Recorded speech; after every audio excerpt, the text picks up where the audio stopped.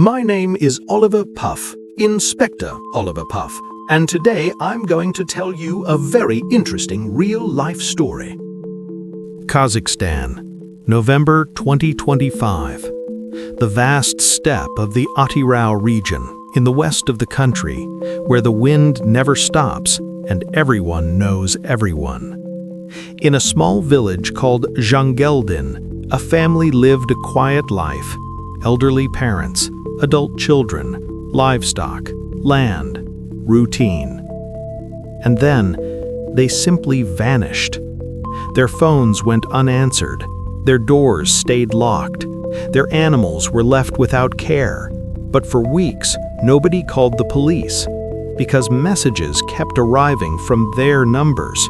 Someone was texting on their behalf. Someone was selling their cattle. Someone was carefully maintaining the illusion that they were still alive. What investigators would eventually uncover shook an entire nation. This is the story of 4 people who trusted the wrong person. A story of greed, family betrayal, and a manhunt that ended on a tropical island thousands of miles away. To understand this case, you need to understand the family at the center of it. Maksot Karabalin was 66 years old. His wife, Nasip Uteshkaliva, was 64. They lived in the village of Zhangeldin in Kazakhstan's Atyrau region, a remote rural area in the west of the country, close to the Caspian Sea. Both had third-degree disabilities. They raised livestock, tended their land, and rarely left the village. They had 3 children, an elder daughter who lived separately in the city, a 35-year-old daughter named Miramgul who still lived nearby, and a 32-year-old son named Nauruz who also remained close to his parents. There was also a younger daughter, Akbayan. She had married and moved to the neighboring village of Makambet with her husband. His name was Sultan Sarsemaliv. He was 29 years old. By all outward appearances, Sultan was part of the family now, a son-in-law, a guest at celebrations, someone who ate at their table. But beneath the surface, something had been festering for a long time. Investigators would later describe it as prolonged domestic conflicts and a motive rooted in greed. Sultan wanted something the family had, and at some point, he decided to take it. It started in November 2025. Maksot and Nasip stopped answering their phones. Then Nauruz went quiet. Then Miramgul. At first, it didn't seem alarming. Rural Kazakhstan. Phones die, signal disappears, people travel. Maybe they went somewhere. Maybe they were busy. But the days turned into weeks. And here's where the case takes a deeply unsettling turn. The phones weren't dead. They were active. Messages were being sent from the family's numbers. Calm, ordinary messages. Someone told neighbors and contacts that the family had gone away for medical treatment. Someone was responding to inquiries, keeping conversations going. Someone even used their phone contacts to sell off their livestock. For weeks, relatives received messages they believed came from Nauruz. He seemed fine. He said everything was okay. He wasn't okay. He was already gone.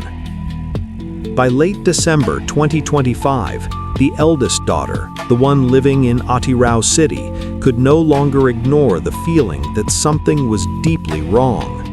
The messages felt hollow, the explanations didn't add up, and nobody had actually seen any of them in over a month.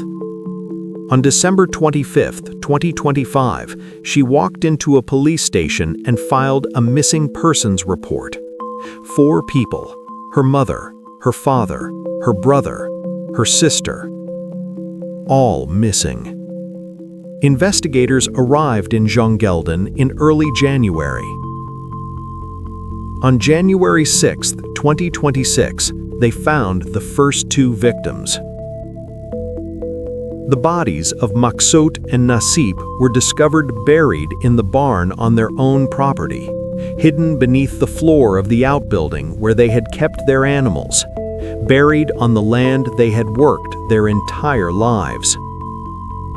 The case was immediately reclassified. This was no longer a missing persons inquiry. This was a murder investigation, a double homicide, possibly more.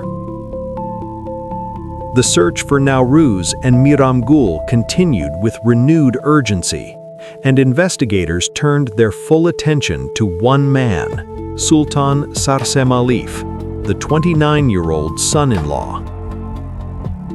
He was already gone. So was his wife, Akbayan, the youngest daughter of the murdered couple. Together, they had fled the country.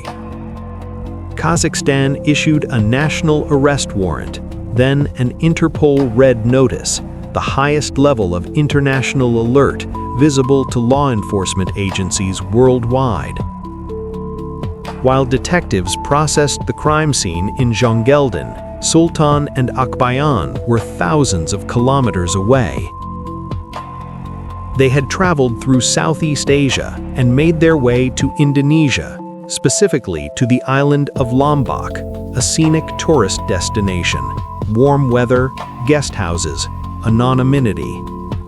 But Interpol Red Notices don't disappear, and Kazakhstan's Ministry of Internal Affairs was working directly with Indonesian law enforcement. On February 24, 2026, acting on intelligence from Kazakhstani authorities, Indonesian police moved on a small guest house in the village of Senaru on the slopes of Mount Rinjani. Sultan Sarsemalif was arrested without resistance. Akbayan was taken into custody as well. The manhunt was over. But the full truth of what had happened to the family was still only partially known. 2 bodies had been found, 2 more were still missing, and only Sultan knew where they were. After his arrest, Sultan Sarsemalif agreed to talk. He gave investigators a full confession and told them exactly where to find the remaining 2 victims. The bodies of Nauruz and Miramgul were discovered buried at a rental property Sultan had previously occupied in the Gayalag district on the outskirts of Atyrau city. The son and daughter who had stayed by their parents' side, found in the earth of a rented yard far from their home village. Forensic examination of the bodies revealed signs of sharp force trauma. 4 victims, all from the same family: the mother, the father, the son, the daughter. According to investigators, the killings were premeditated. Sultan had planned this in advance. After the murders, he cleaned the scenes, buried the bodies, and spent weeks using the victims' phones to create the appearance that they were still alive. He sold their cattle using their contacts. He sent messages in their names. He systematically converted their assets into cash. This was not a crime of passion. There was no sudden explosion of violence. This was calculated, methodical, cold. Perhaps the most haunting question in this entire case is the one that has no clean answer. What about Akbayan? She was Sultan's wife. She fled the country with him. She was at his side when Indonesian police walked through the door of that guest house. But she was also the daughter of the 2 people buried in that barn. She was the sister of Nauruz and Miramgul. Was she willing participant? Was she a victim herself, trapped with a man she feared? Or something more complicated, caught between love, fear, and complicity in ways that may never be fully untangled.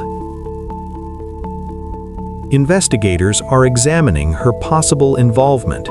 She has been sent for a psychiatric evaluation to assess her mental state. The answers, if they ever come, will emerge in court.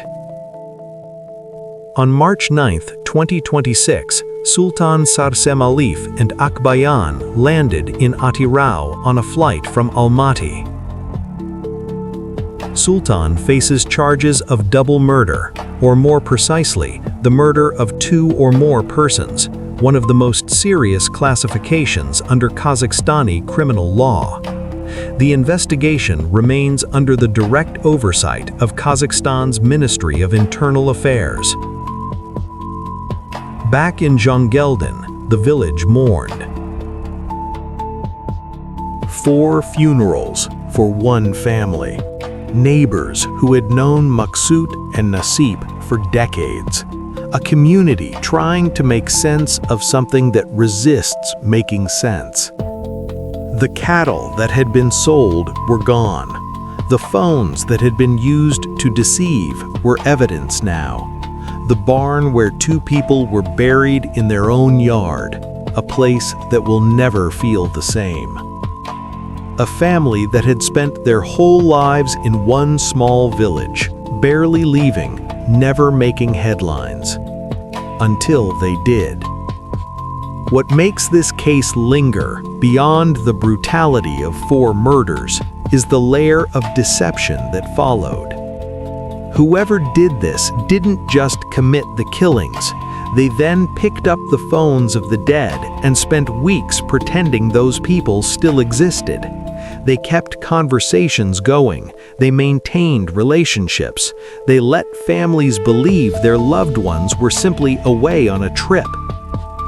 That's not just violence. That's a sustained act of psychological cruelty directed at people who were already grieving without knowing it. The trial of Sultan Sarsemaliev lies ahead. Guilt will be established, or not, in a courtroom.